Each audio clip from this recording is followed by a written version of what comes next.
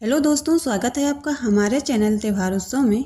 दोस्तों, हर साल कार्तिक मास के कृष्ण पक्ष की एकादशी को रमा एकादशी का व्रत रखा जाता है। भगवान विष्णु की पूजा के साथ साथ इस व्रत कथा का पाठ अवश्य सुनना चाहिए। माना जाता है कि इस कथा का पाठ करने से सभी कष्टों और पापों से छुटकारा मिल जाता है। दोस्तों, आज का वीडियो बहुत महत्वपूर्ण है, तो पूरा जरूर देख लीजिए। वीडियो अच्छी लगे तो लाइक ज़रूर कीजिए, क्योंकि आपके लाइक्स और आपके कमेंट मेरे लिए बहुत महत्वपूर्ण होते हैं, जिससे मुझे पता चलता है कि आपको वीडियो अच्छी लगी। दोस्तों, अगर आप दिवाली की संपूर्ण जानकारी जानना चाहते हैं तो दिवाली के रहस्यमय उपाय, समृद्धि और ऐश्वर्य की ओर आपका पहला कदम में संपूर्ण जानकारी दी गई है। तो अभी इस पीडीएफ को डाउनलोड करिए। इसकी लिंक आपको डिस्क्रिप्शन में मिल जाएगी, तो पीडीएफ जरूर डाउनलोड कर लीजिए। तो आइए जानते हैं रमा एकादशी की संपूर्ण कथा। एक समय की बात है कि मुचकुंद नाम का एक सत्यवादी तथा विष्णु भक्त राजा था। राजा ने अपनी प्यारी सी बेटी चंद्रभागा का विवाह राजा चंद्रसेन के पुत्र शोभन से किया था। राजा मुचकुंद एकादशी का व्रत विधिवत तरीके से करता है। इतना ही नहीं, उसकी प्रजा भी एकादशी के नियमों का अच्छी तरह से पालन करती थी। एक बार कार्तिक मास के दौरान शोभन ससुराल आया। उस दिन रमा एकादशी का व्रत था।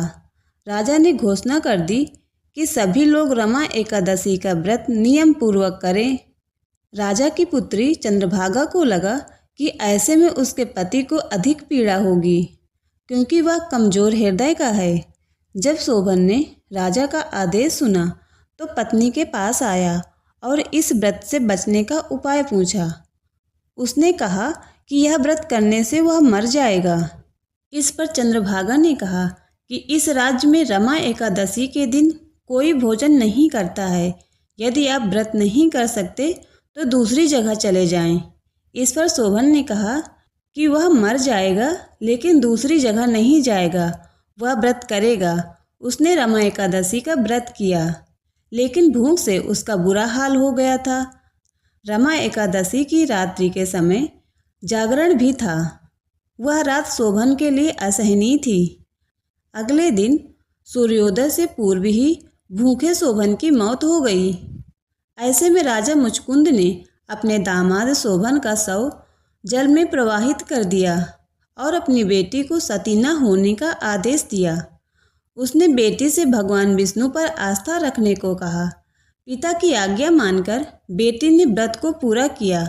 उधर रमा एकादशी व्रत के प्रभाव से शोभन जीवित हो गया और उसे विष्णु कृपा से मंदराचल पर्वत पर देवपुर नामक उत्तम नगर मिला।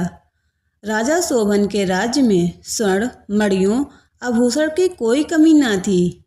एक दिन राजा मुचकुंद के नगर का एक ब्राह्मण तीर्थ यात्रा करते हुए शोभन के नगर में पहुंचा, जहां उसने राजा शोभन से मुलाकात की।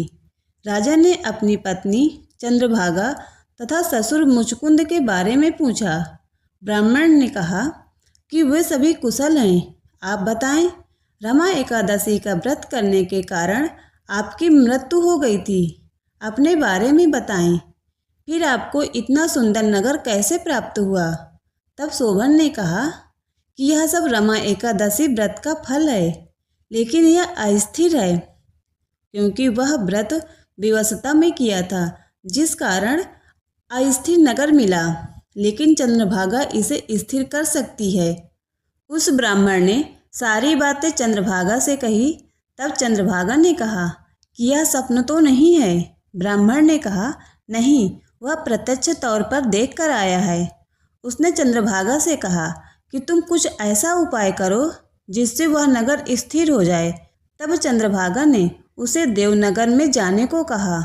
उसने कहा कि वह अपने पति को देखेगी और अपने व्रत के प्रभाव से उस नगर को स्थिर कर देगी। तब ब्राह्मण उसे मंदराचल पर्वत पर वामदेव के पास ले गया। वामदेव ने उसकी कथा सुनकर उसे मंत्रों से अभिषेक किया। फिर चंद्रभागा ने व्रत के प्रभाव से दिव्य देह धारण किया और शोभन के पास गई। शोभन ने उसे सिंहासन पर अपने पास बिठाया। फिर चंद्रभागा ने पति को अपने पुण्य के बारे में सुनाया। उसने कहा कि वह अपने मायके में 8 वर्ष की आयु से ही नियम से एकादशी व्रत कर रही है। उस व्रत के प्रभाव से यह नगर स्थिर हो जाएगा तथा यह प्रलय काल के अंत तक स्थिर रहेगा। दिव्य देह धारण किए चंद्रभागा अपने पति शोभन के साथ उस नगर में सुखपूर्वक रहने लगी। राधे राधे दोस्तों, उम्मीद है आपको ये वीडियो पसंद आया होगा। आपको ये वीडियो पसंद आया हो तो आप इसे लाइक करें, अपने दोस्तों के साथ शेयर करें और हमारे चैनल को सब्सक्राइब करें, जिससे कि आपको हर वीडियो की नोटिफिकेशन टाइम से मिलती रहे। आपका बहुत बहुत धन्यवाद।